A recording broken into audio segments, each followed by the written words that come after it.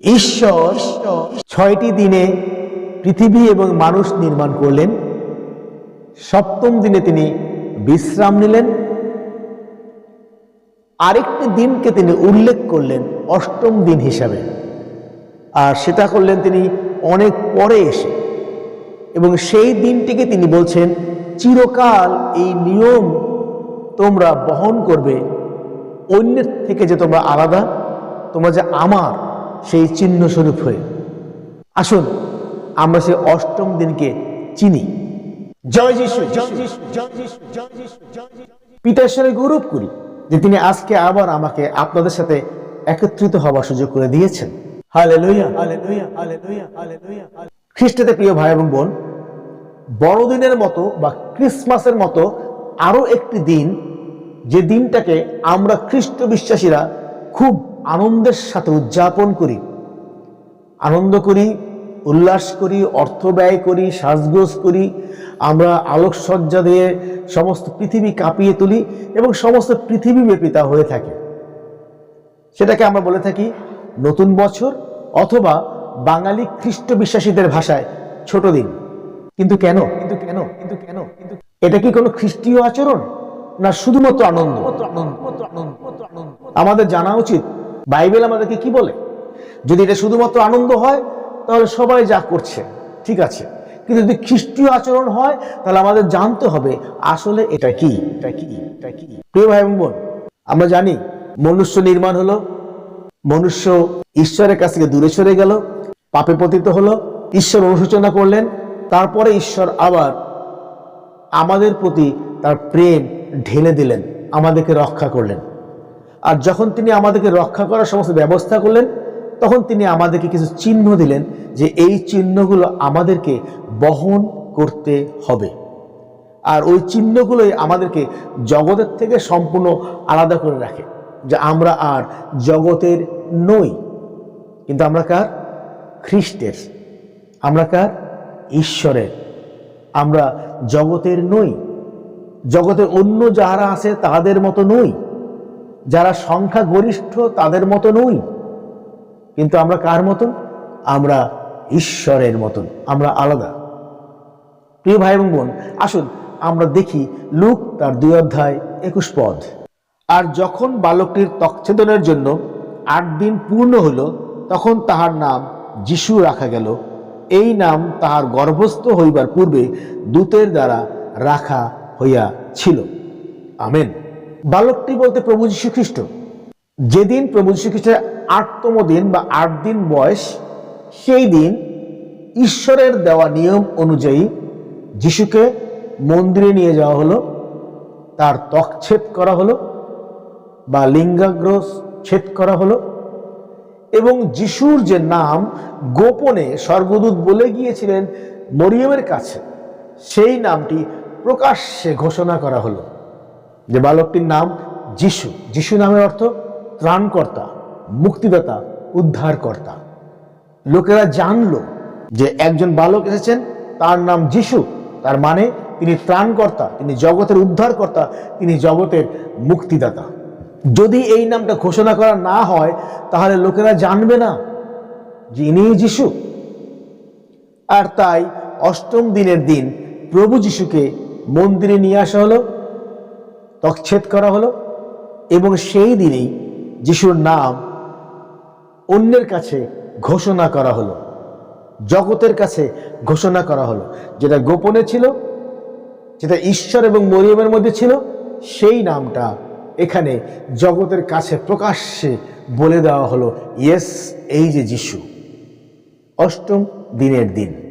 প্রিয় ভাই এবং বোন, আমরা যদি একটু পিছনে যাই, আদি পুস্তক 17 অধ্যায় 10 থেকে 14 পদ, আমরা দেখি সেখানে ঈশ্বর আমাদেরকে কি বলছেন। তোমাদের সহিত ও তোমার ভাবি বংশের সহিত কৃত আমার যে নিয়ম তোমরা পালন করিবে, তাহা এই, তোমাদের প্রত্যেক পুরুষের ত্বকচ্ছেদ করিতে হইবে। তোমরা আপন আপন লিঙ্গাগ্র চর্ম ছেদন করিবে, তাহাই তোমাদের সহিত আমার নিয়মের চিহ্ন হইবে। পুরুষানুক্রমে তোমাদের প্রত্যেক পুত্র সন্তানের 8 দিন বয়সে ত্বকচ্ছেদ হইবে। 8 দিন বয়সে ত্বকচ্ছেদ হইবে, যা যিশুকেও করা হলো 8 দিন বয়সে। এবং যাহারা তোমার বংশ নয় এমন পরজাতীয়দের মধ্যে তোমাদের গৃহে জন্ম হইয়াছে এমন লোক কিংবা মূল্য দ্বারা কৃত লোকেরাও তচ্ছেদ অবশ্য করিবে। আর তোমাদের মাংসে বিদ্যমান আমার নিয়ম চিরকালের নিয়ম হইবে।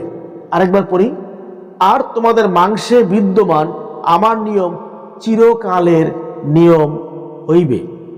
কিন্তু যাহার লিঙ্গাগ্র চর্ম ছেদন না হইবে এমন অছিন্নতক পুরুষ আপন লোকদের মধ্য হইতে উচ্ছিন্ন হইবে, সে আমার নিয়ম ভঙ্গ করিয়াছে। ঈশ্বর তার পবিত্র বাক্যে আমাদেরকে আশীর্বাদ দান করুন। খ্রিস্টতে প্রিয় ভাই এবং বোন, ঈশ্বর তিনি অব্রাহামকে বলছেন, যখন পুত্র সন্তানের বয়স 8 দিন হবে তখন তাকে তচ্ছেদ করাতে হবে, অর্থাৎ তার লিঙ্গাগ্র চর্ম ছেদন করতে হবে বা কেটে ফেলতে হবে। এটা হয়েছে ঈশ্বরের সাথে অন্য জাতিদের পার্থক্য বা চিহ্ন দিয়ে আলাদা বোঝানো হয়েছে, চিহ্ন স্বরূপ। এবং প্রত্যেক পুরুষের এটা হতে হবে যাহারা ঈশ্বরের। আবার এই ঈশ্বরের লোকদের বাসায় যারা কাজ করবে, অর্থাৎ মূল্য দ্বারা কৃত দাস, তাদেরকেও তচ্ছেদ করাতে হবে, কারণ তারাও ঈশ্বরের বংশের। যেহেতু তারা ঈশ্বরের লোকদের বাসায় থাকে, ঈশ্বরের লোকদের দ্বারা ক্রয়কৃত। এবং ঈশ্বর বলছেন এই যে মাংসের নিয়ম 13 পদে, এই নিয়মটা চিরকাল স্থির থাকবে, চিরকাল আমাদের এটা বহন করতে হবে। কারণ এই নিয়মটাই হলো ঈশ্বরের দেওয়া নিয়ম, যে নিয়ম জগৎ থেকে আমাদেরকে আলাদা করবে। অর্থাৎ এই নিয়ম যেদিন হলো সেই দিনই আমরা ওদের থেকে আলাদা, সেই দিনই আমরা জগৎ থেকে আলাদা। এই 8ম দিন যখনই আমাদের জীবনে আসলো, সঙ্গে সঙ্গে আমরা জগৎ থেকে আলাদা, সঙ্গে সঙ্গে আমরা ঈশ্বরের, সঙ্গে সঙ্গে আমরা আর পরজাতীয়দের মতো নই, সঙ্গে সঙ্গে আমরা আর দাস নই, সঙ্গে সঙ্গে আমরা খ্রিস্টের দ্বারা কৃত। এই 8ম দিনে যখনই আমাদের লিঙ্গাগ্র ছেদন হবে। প্রিয় ভাই এবং বোন, প্রভু যীশু খ্রিস্ট তিনি ব্যবস্থার সমস্ত দায় থেকে, ব্যবস্থার সমস্ত ভার থেকে, ব্যবস্থার সমস্ত শাস্তি থেকে, ব্যবস্থার সমস্ত নিয়ম থেকে আমাদেরকে উদ্ধার করতে আসলেন, যেন আমরা মুক্ত হই। তাই তিনি ব্যবস্থা যত নিয়ম ছিল, ব্যবস্থা যত দায় ছিল, ব্যবস্থার যত শাস্তি ছিল, ব্যবস্থা যত ব্যথা ছিল, যন্ত্রণা ছিল, সব তিনি আমাদের পক্ষে, আমাদের সমস্ত কিছু তার শরীরের উপরে তুলে নিলেন। তিনি আমাদের পক্ষে যাতনা স্বরূপ হলেন, বাইবেল তাই বলে। আর তাই সেই ছোট্ট শিশু বালক যিশু, যার বয়স মাত্র 8 দিন পড়েছে মাত্র, সেই দিনই তিনি আপনার লিঙ্গের চর্ম, আমার লিঙ্গের চর্ম, সমস্ত পুরুষ লোকের লিঙ্গের চর্ম নিজের লিঙ্গের সাথে একত্র করে তিনি ছেদন করেছেন। তচ্ছেদ হয়েছে তার, আমার পক্ষে, আপনার পক্ষে, আমাদের পক্ষে, জগতের সমস্ত পুরুষের পক্ষে তিনি এই কাজ করলেন, যেন আপনাকে এই ভার বহন করতে আর না হয়, যেন আমাকে এই ভার আর বহন করতে না হয়। আর যেদিন এটা হলো সেই দিনই আপনি জগৎ থেকে আলাদা, আর যেদিন এটা হলো সেই দিনে আমি পরজাতীয়গণ থেকে আলাদা, আর যেদিন এটা হলো সেদিনই আমরা ঈশ্বরের। এবং এই চিহ্ন আমাদেরকে চিরকাল বহন করতে হবে, বংশানুক্রমে। আর সেই বংশকে প্রভু যীশু খ্রিস্ট। লেখা আছে তিনি সেই বংশ যার মধ্যে দিয়ে আমরা রচিত হয়েছি। লেখা আছে যে আত্মা তিনি তার পুত্রকে দিয়েছেন, গালাতিয়া পুস্তক 4:4-7 পদে। সেই আত্মার একটা অংশে তিনি আমাদেরকে নির্মাণ করেছেন। অতএব ওই বংশে আমরা যুক্ত। প্রভু যীশু খ্রিস্ট আমাদের জন্য যা করেছেন 8ম দিনের দিন, তা আমাদেরকে ওই ব্যবস্থার, ওই নিয়ম থেকে, ওই চিহ্ন থেকে মুক্ত করেছে। কারণ প্রভু যীশু খ্রিস্টই সেই আমাদের পক্ষে চিহ্নস্বরূপ ঈশ্বরের সামনে। তিনি গিয়ে ঈশ্বরকে দেখাবেন, এই দেখো আমি ওদের পক্ষে সমস্ত কাজ করেছি, আমি ওদের পক্ষে তচ্ছেদ করেছি। অতএব অমুকের তচ্ছেদ, তমুকের তচ্ছেদ, ওর তচ্ছেদ, এর তচ্ছেদ সব আমার সাথে যুক্ত। প্রিয় ভাই এবং বোন, 8ম দিনের দিন যেদিন থেকে নতুন বছর গণনা করা হয়, নতুন সময় গণনা করা হয়, নতুন জীবন গণনা করা হয়, নতুন পরিচয় গণনা করা হয়, নতুন অবস্থান গণনা করা হয়, নতুন চিহ্ন গণনা করা হয়, আর যিনি প্রভু যীশু খ্রিস্ট, সেই দিনটিতেই আমরা আনন্দ করছি। আমি কি জানি যে আমি কেন আনন্দ করছি? কারণ আমি মুক্ত হয়েছি, আমি উদ্ধার পেয়েছি, আমি পরিত্রাণ পেয়েছি। প্রভু যীশু খ্রিস্টের ওই তকছেদের কারণে আমার জীবনেও ব্যবস্থার তকছেদ হয়ে গেছে, আমার জীবনেও সে চিহ্ন কার্য এসেছে চিরকালের জন্য, যা দিয়ে আমি ঈশ্বরের কাছে রচিত হয়েছি। তিনি বলেছেন এর মধ্যে দিয়ে আমি জগৎ থেকে আলাদা হয়েছি, এই চিহ্নের মধ্যে দিয়ে, যে এরা ঈশ্বরের লোক। প্রিয় ভাই এবং বোন, আপনি কি ঈশ্বরের লোক হয়েছেন? যদি আপনি যিশুর সাথে যুক্ত হয়ে থাকেন, তাহলে আপনি এই তকছেদ দ্বারা ঈশ্বরের সাথে যুক্ত হয়েছেন। প্রিয় ভাই এবং বোন, এই অষ্টম দিনের দিন প্রভু যীশু খ্রিস্টের শুধু যে তকছেদ হয়েছে আমাদের জন্য তা নয়, সেই সঙ্গে সঙ্গে আমাদের জীবনে যে চিহ্ন স্বরূপ নাম ঘোষণা করাবে, সেই নামটিও এই দিন মন্দিরে প্রকাশ্যে জনগণের সামনে, জগতের সামনে ঘোষণা করা হয়েছে। বালকটির নাম যিশু।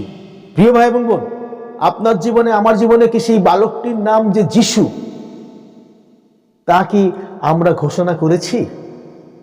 যিনি আমার ত্রাণকর্তা, যিনি আমার উদ্ধারকর্তা, যিনি আমার ত্রাতা, যিনি আমার মুক্তিদাতা, যিনি আমার প্রভু, যিনি আমার জ্যেষ্ঠ ভ্রাতা, আমি কি তার নাম আমার জীবনে ঘোষণা করেছি?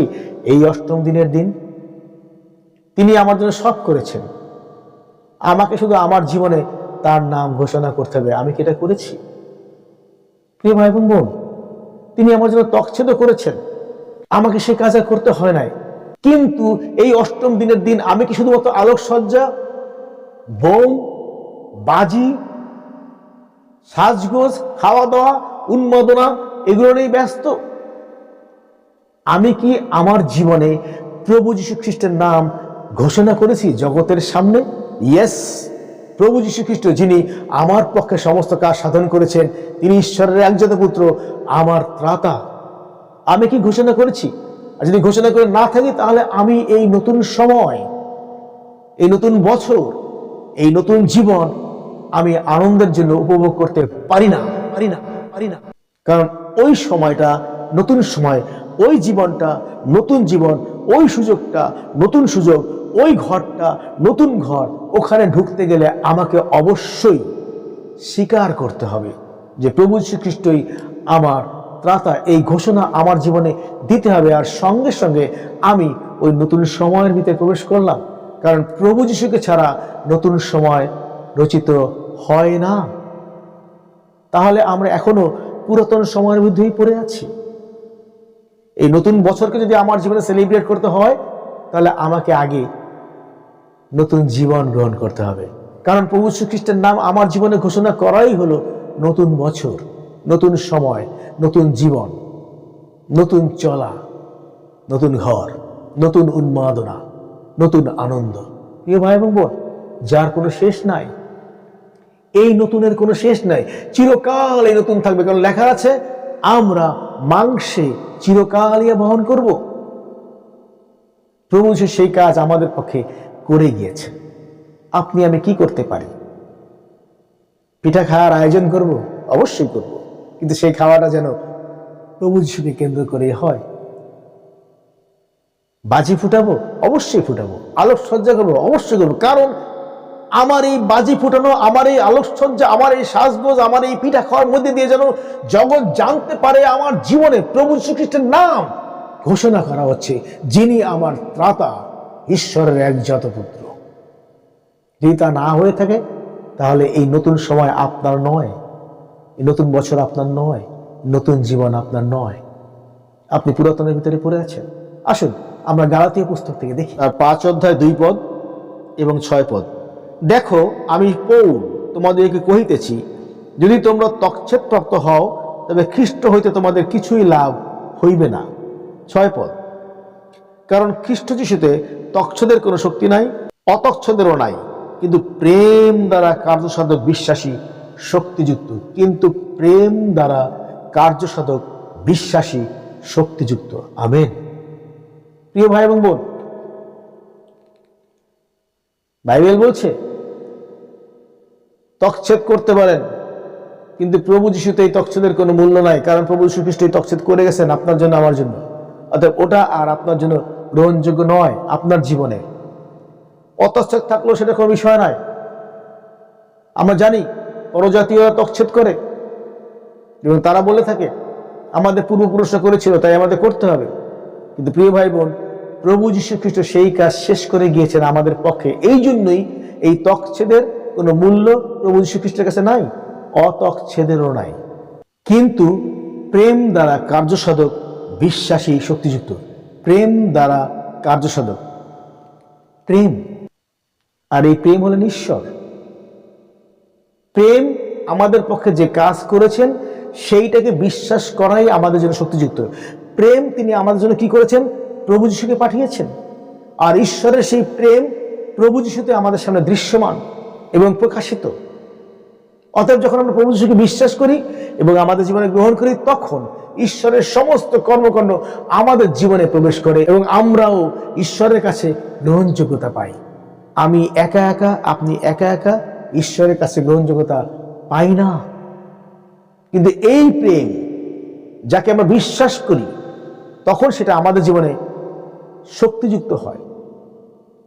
কারণ ঈশ্বরের সেই প্রেম প্রভু যীশু খ্রিস্ট তিনি কাজ করে দেখালেন। ইয়েস, আমি ঈশ্বরের প্রেম। তিনি কি করলেন? আপনার এবং আমার জন্য নিজের তকছেদ করলেন। প্রিয় ভাই বোন, প্রভু যীশু খ্রিস্ট আর কত নিচে নামবেন আমাদের জন্য, তিনি তা করেছেন। এবং এই প্রেমকে আমাদেরকে বিশ্বাস করে শক্তিযুক্ত করতে হবে। যদি আমরা বিশ্বাস না করি তাহলে আমরা শক্তিযুক্ত হব না। যদি আমরা নিজেরাও আবার তকছেদ করি তাহলে আমরা বিশ্বাস করি না, কারণ আমরা যিশুর তকছেদকে গ্রহণ করতে পারি নাই, বিশ্বাস করতে পারি নাই। এই জন্য আমরা আবার তকছেদ করছি। কিন্তু যখন আমরা এই প্রেমকে বিশ্বাস করব আমাদের জীবনে কার্যসাধক হওয়ার জন্য, আর তখনই ইহা শক্তিযুক্ত হবে, তা না হলে হবে না।